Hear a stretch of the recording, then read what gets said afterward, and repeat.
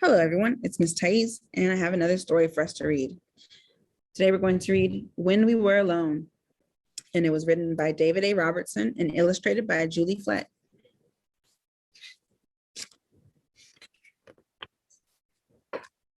When we were alone. Today, I helped my Nokum in her flower garden. She always wears colorful clothes. It's like she dresses in rainbows. When she bent down to prune some of the flowers, I couldn't even see her because she blended in with them. She was like a chameleon. Nokum, why do you wear so many colors? I asked. Nokum said, well, no season.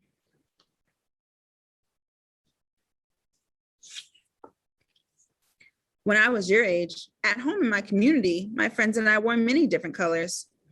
But at the school I went to, far away from my home, they gave us different clothes to wear. All the children were dressed the same, and our clothes weren't colorful at all. We all mixed together like storm clouds. Why did you have to dress like that? I asked. They didn't like that we wore such beautiful colors, Nokum said. They wanted us to look like everybody else.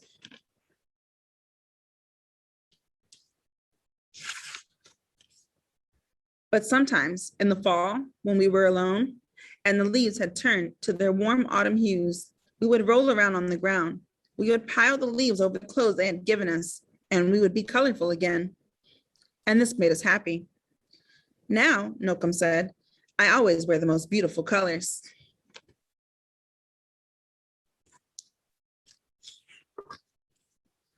After I helped with the flowers, we went over to the back gate. There were vines covering the gate, and they reached all the way to the ground. When my Nokum turned to fix the latch, I saw her braid hung almost as low as the vines. It was like she had a tail. Nokum, why do you wear your hair so long? I asked. Nokum said, well, no season.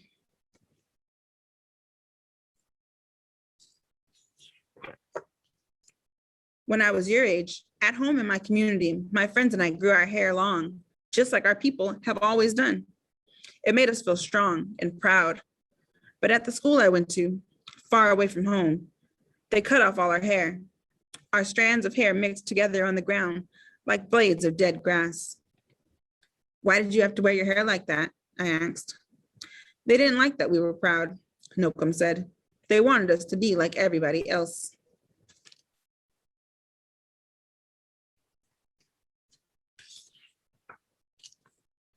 But sometimes in the spring, when we were alone, and the grass had grown so long and thick in the field, we would pick the blades from the ground. We would braid them into the short hair they had given us, and we would have long hair again. And this made us happy. Now, Nokum said, I always wear my hair very long.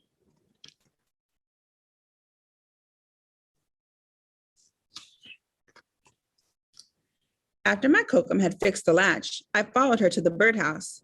There was a bird flying through the air like a jingle dress dancer. She fed the bird and whispered, Napinesis, Michiso, Tamasikatian, Tamaskayasian, which means, here, little bird, eat, so you will grow big and strong. And her words sounded just like a poem. Nokum, why do you speak in Cree? I asked.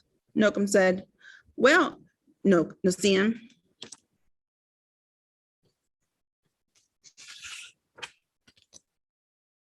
When I was your age, at home in my community, my friends and I always spoke our language.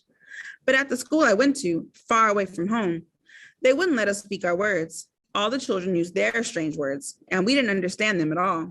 Our voices blended together like a flock of crows. Why did you have to talk in their language? I asked. They didn't like that we spoke our language, Nokum said. They wanted us to talk like everybody else.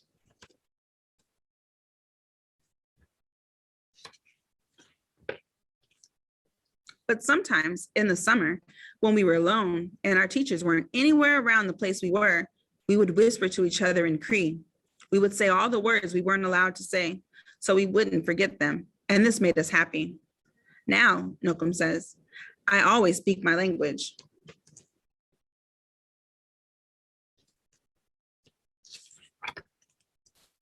After our gardening work was done, I sat with my Nokum in the backyard. Her brother came over and sat with us. He comes over all the time. We drank tea and ate bannock. The tea was hot and sweet, and the bannock was moist and warm and melted in my mouth. My Nokum and my uncle talked and laughed like children. Nokum, why do you and Comus Always spend time together, Max. Nokum said. Well, no, Seesum.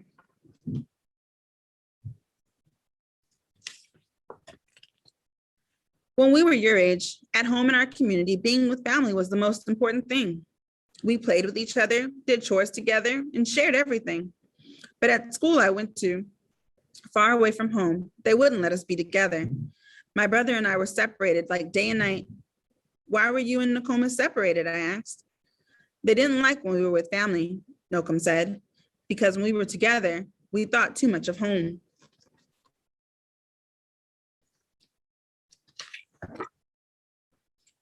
But sometimes in the winter, when we were alone and we were sure that nobody could see us, we would find each other. We would take off our mitts, and in the crisp, cold air, we would hold hands so we could be with each other. And this made us happy.